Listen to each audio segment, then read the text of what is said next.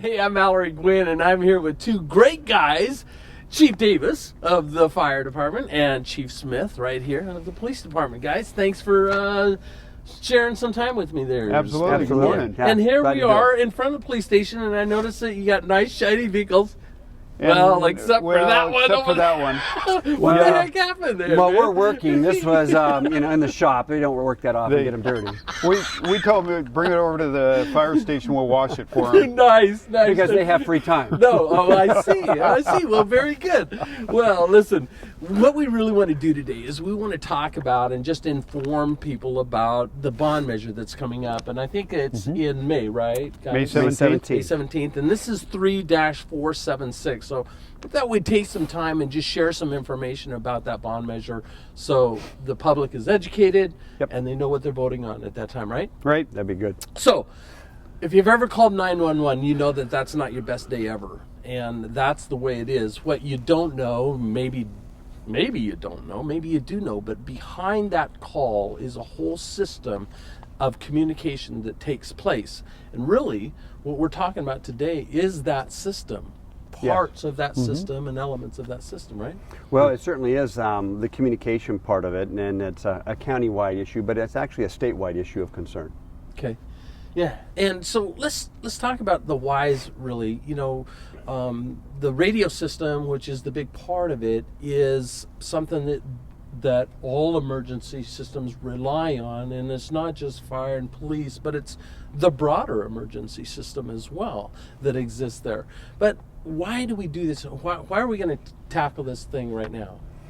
Well, the biggest issue that we're facing is the end of life of a current system that we have. The dispatch system and the radio communication system that currently we're using is reached its end of life.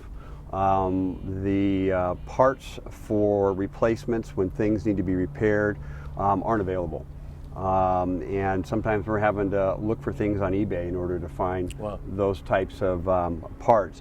They're no longer supported by the manufacturer anymore. So trying to not only get parts, but trying to get the technical support for repairs is really coming to an end for this system. Interesting. So are we talking about a digital system already, or an analog system that's just antiquated? The current system, the current system as it sits today, is ran between Clackamas County, Washington County, which we call WACA, and Multnomah County, as well as it also expands over to Clark County in the Vancouver area. And together they form the regional plan in regards to transmitters. The current system is an analog system. So the analog system is very antiquated, but it was developed, put in about the early 1990s.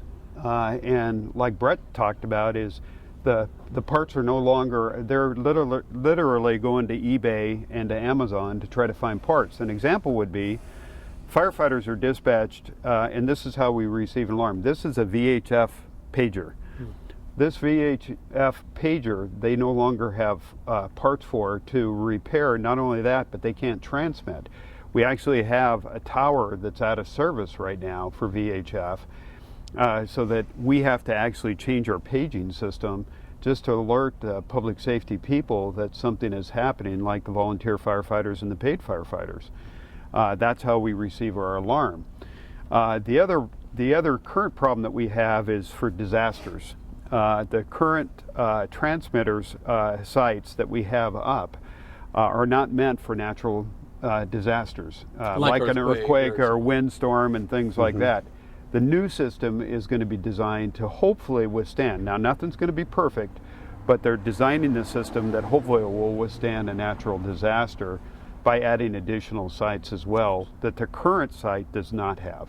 Currently, I think they're looking at 14 new sites or towers that would be put in. There'll be seismic upgrades to assist in that type of response from a natural disaster as well that we currently don't have. And you know, a lot of people can probably relate to just maybe the cell phone technology. Right, technology is just, you know, it changes very, very fast. And if you buy a brand new cell phone and 6 months later, you know, you feel like it's out of date, or a computer.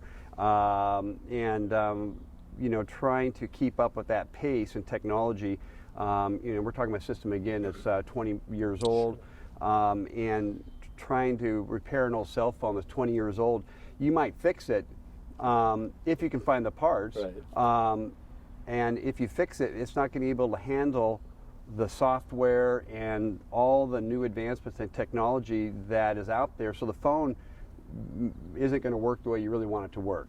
Right, and it's that very technology that we're talking about. Yes. To rely on in an emergency situation. You don't want to rely on a flip phone type technology when you're talking about major disaster or the emergencies you're faced with. Right. Yeah. So what Brett was talking about in regards to the coverage, the current system does not provide coverage up Highway 26 all the way to Government Camp. Okay, that area on the new system would be covered. But more importantly for Canby and Canby Police Department and Canby Fire is the whole South County region coming from basically the Colton, Molalla, Canby area. Yes. Our coverage is extremely poor in this area because of not enough transmitters. And that causes some critical safety issues for police and firefighters when they're going inside some of our buildings. Sure. We have school buildings that in the area that we cannot talk out of at this point. We also have commercial buildings we can't talk out of. And I can give you an example. We had a commercial fire here in Canby, and the crews were trying to talk to me inside, and they weren't able to communicate with me outside.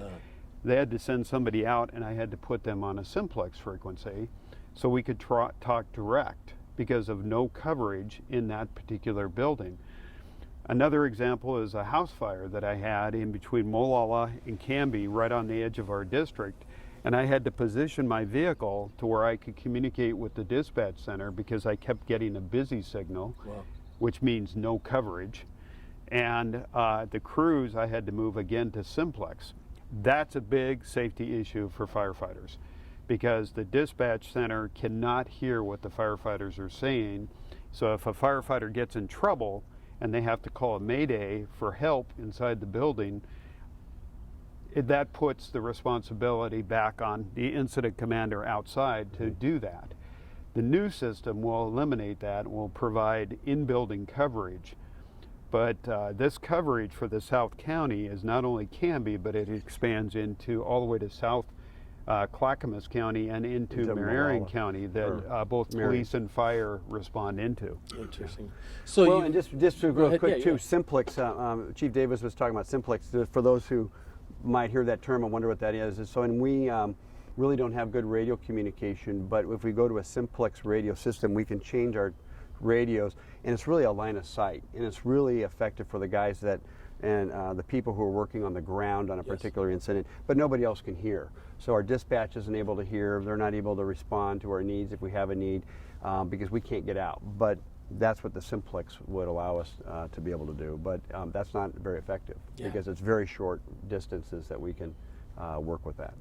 So you got a conversion from analog to digital. That's a primary part of this expansion of coverage. We've talked a little bit about that, and then we've talked about that inside building coverage. Which is, I can't imagine what it'd be like not being able to communicate to the outside if something goes wrong.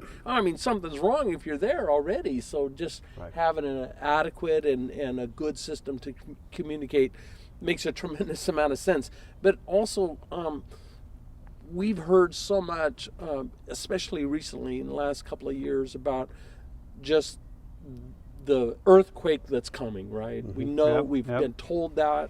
We think about it. We don't think about it like California thinks about it because they feel it almost daily in certain places. Sure. We don't. Right. But we know that the probability of that happening is pretty high.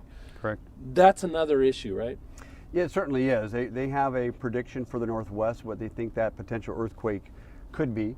And I think they're looking at probably the farthest, impact that could have, as far as the devastation. And I think this system is supposed to be built in a way to at least anticipate that type of a earthquake.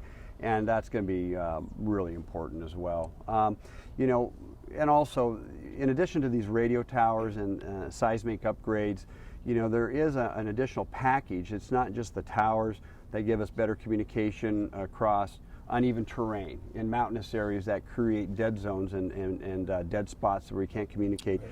But these added packages that will be added to it help us also to communicate into the buildings. And so I think it's intended to be a system that's dependable and reliable, that will remain in operation when we have these type of incidents happen, and they're not overwhelmed or overloaded when we have these types of disasters like we currently have.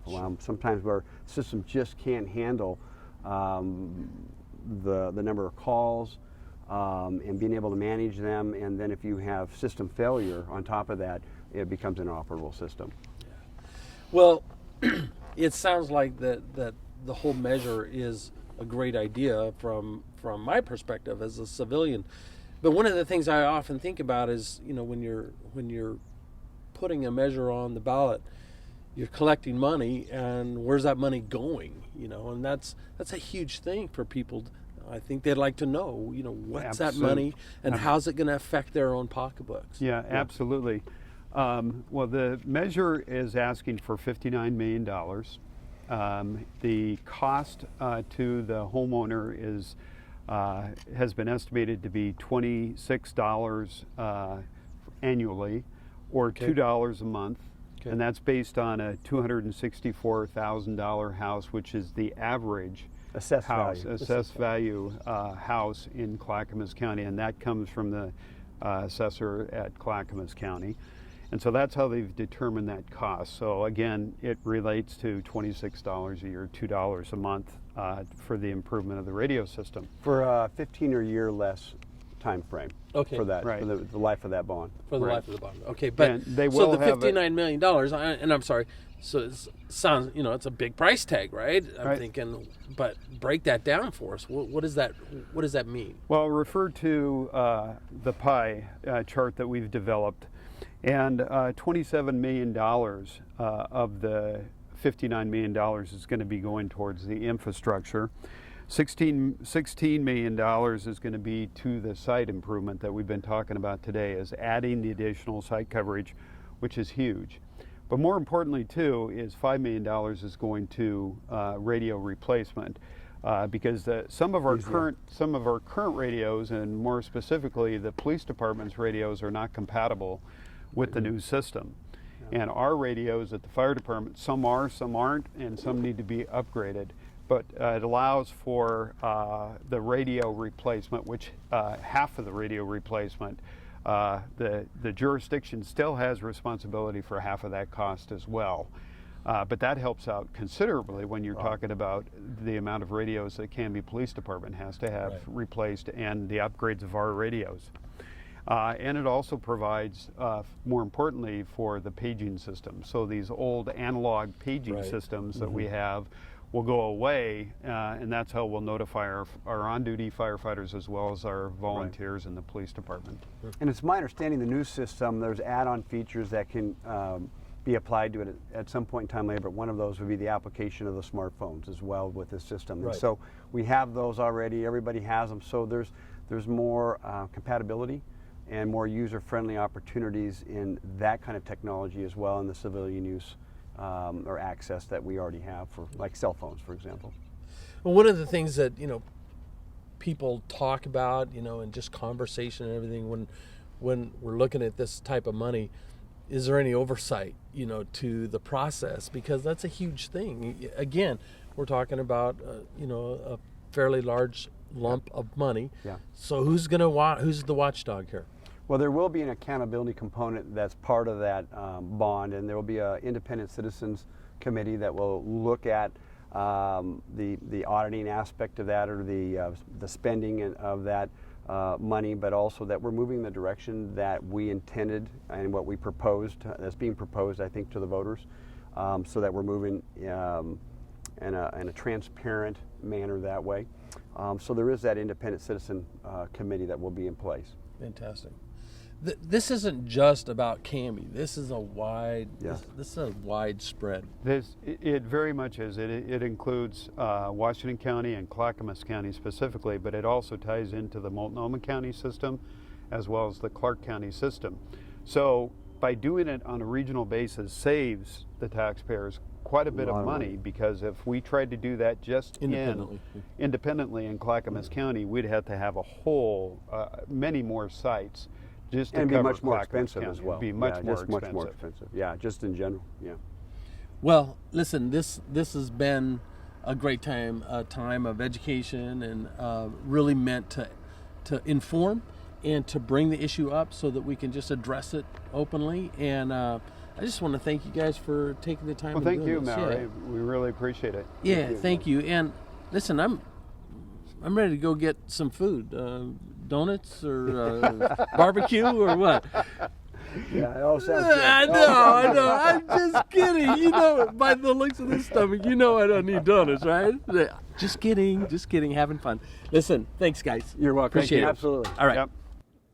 A great conversation with Chief Davis and Chief Smith. And, I got to thinking, after we got done with that conversation, that I still have a daughter in high school.